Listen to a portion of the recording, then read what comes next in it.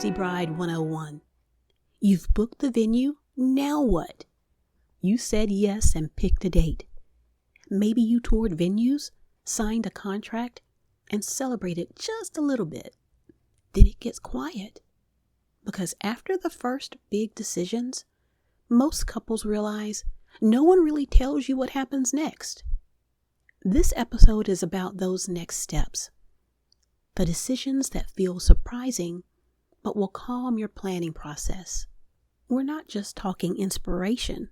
We're talking practical moves you can take today. Step number 1. Define the guest experience before you define the design. Before you pick your colors, linens, or floral shapes, pause. Take 5 minutes tonight and do this.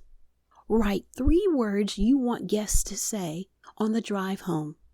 Here are some words to consider. Elegant, joyful, intimate, high energy, or relaxed. Circle 1 word. That word becomes your guide. When you look at your venues using your venue comparison worksheet, ask, does this space naturally support that feeling? For example, if your word is intimate, but the ballroom seats 300 and you're inviting 110, consider layout adjustments early. Design should support the experience, not the other way around. Step 2. Set the guest count before you debate the guest list.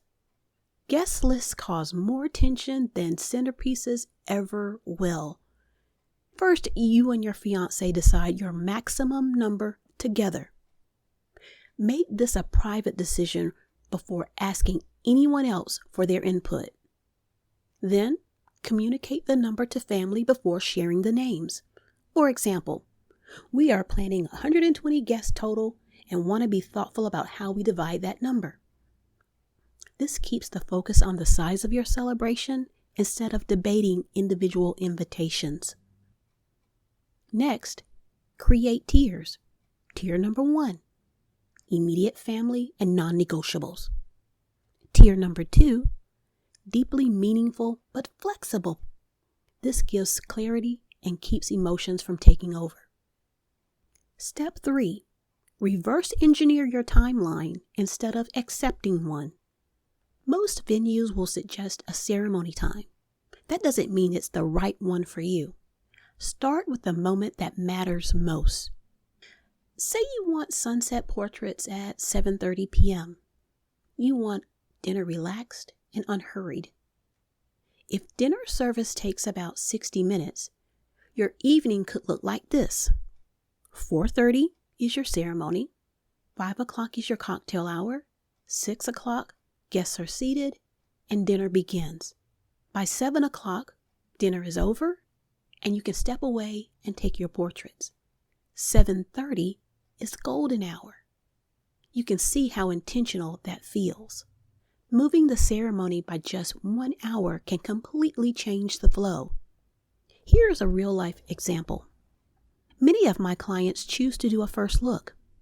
This allows most of the portraits of the bride and groom, wedding party, and some family right before the ceremony. The benefit? They actually get to attend their own cocktail hour. They hug people, enjoy the food, and take a moment to breathe. One small decision makes a huge difference in the day's experience. And remember, your gown also affects timing too. If it has a long train or detailed bustle, add 15 minutes before reception entrances to transition smoothly. Your Bridal Gown Worksheet helps think through movement, comfort, and real timing. And step 4, design the energy of the reception. Instead of following a standard order, ask, what feels most like us? Do you want people dancing immediately? Would you prefer a slow, elegant build? Do you want a private last dance? Adjust the schedule accordingly. Your Florals Checklist supports this. Large installations can shape traffic patterns. Long banquet tables encourage conversation. Round tables create smaller group energy. Intentional planning ensures the evening flows naturally instead of feeling forced. Step number 5, evaluate vendor communication, not just talent. Before signing contracts, ask, do I feel clearer after speaking with them? Or do they answer all parts of my questions? Are they consistent? If something feels off early, trust your gut. You are building a team for one of the most meaningful days of your life. Communication matters as much as creativity. Step 6, create a flex fund early. Even without a formal budget, you can protect yourself. Set aside 5 to 10% of your overall wedding budget. Place it in a separate account or clearly label it wherever you track your money. Call it your flex fund. Don't mentally spend it. Do not assign it to upgrades.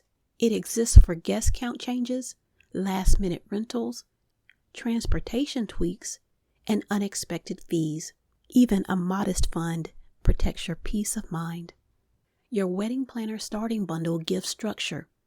The Bridal Gown Worksheet protects comfort and timing. The Venue Comparison Worksheet evaluates the experience, not features. Your Floral Checklist connects design to flow and atmosphere. Use these actively as decision-making tools, not just printouts. If you're listening and thinking, we've started, but I'm not sure we're doing this right, visit my website at www.exquisiteevents.info to check my calendar and book a private 60-minute planning session for just $100. During this session, we'll clarify decisions you've already made, identify what feels unclear, organize your priorities, and create a simple, confident path forward. It's one intentional hour that can bring more clarity than weeks of second-guessing anything. If you are feeling early-stage overwhelmed or mid-planning scattered, this session gives direction and momentum. You leave knowing exactly what to do next. Wedding planning does not have to be reactive or chaotic. It can be calm, intentional, and joyful. You don't need to follow every trend or template. You get to design your day to feel right just for you. Stay grounded, trust your gut, and remember this is the beginning of something beautiful. You've got this. And if you need guidance, I'm here. Thanks for listening to Busy Bride 101. Hit subscribe for more tips and share this episode. See you next time.